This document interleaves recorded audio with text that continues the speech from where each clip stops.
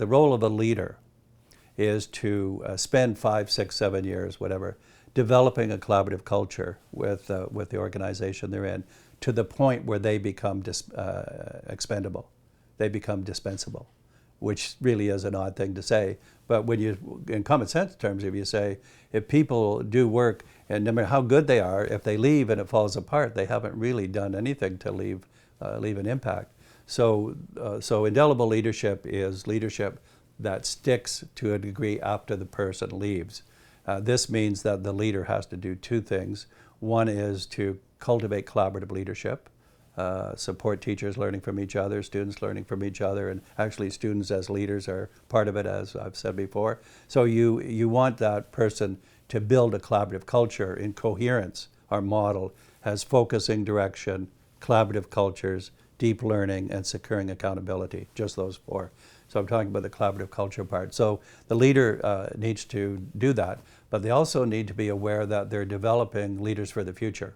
So if you like, the junior leaders of the leadership team are the future leaders after that. So that's the concept, is to have leadership better in the short run by developing collaboration that works. And I'm not, we have a very specific concern about defining focused collaboration that has the details, not just getting together. But so assuming that it's focused the way we talk about it. So we have that commitment. We also have the commitment to say, let's look beyond yourself so that you're leaving something. So that's the concept.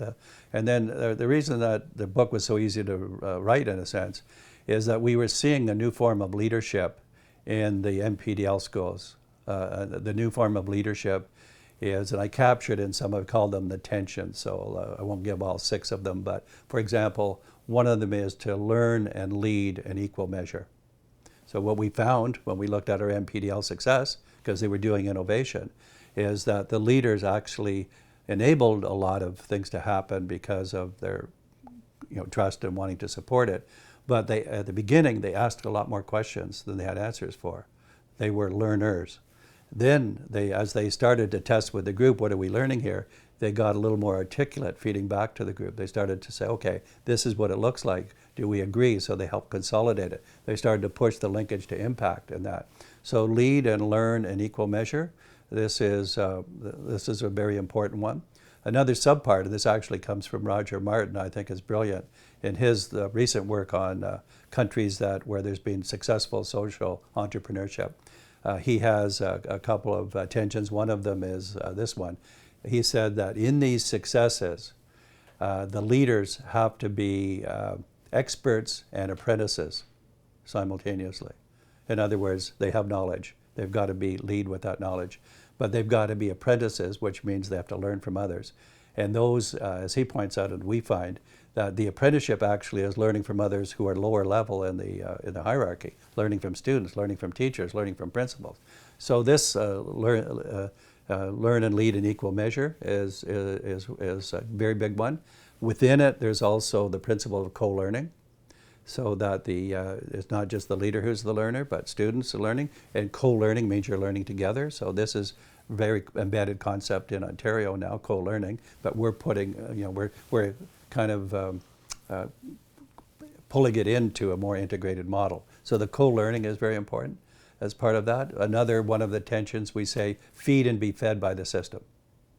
We're talking about leaders now. So this means that if I'm a principal, I have to realize I'm part of a district.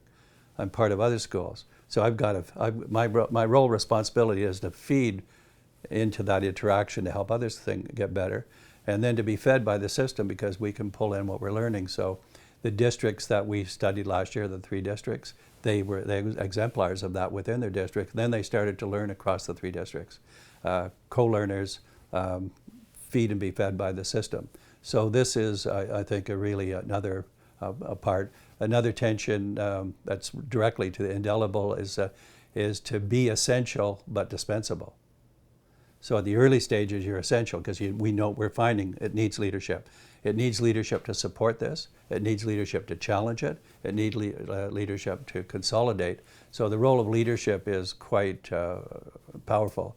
And indelible leadership, what I tried to do is say, what are we learning in the last 24 months, and how would I capture that in a kind of focused way? Smallest number of parts. There are 6 of them. I mentioned 3.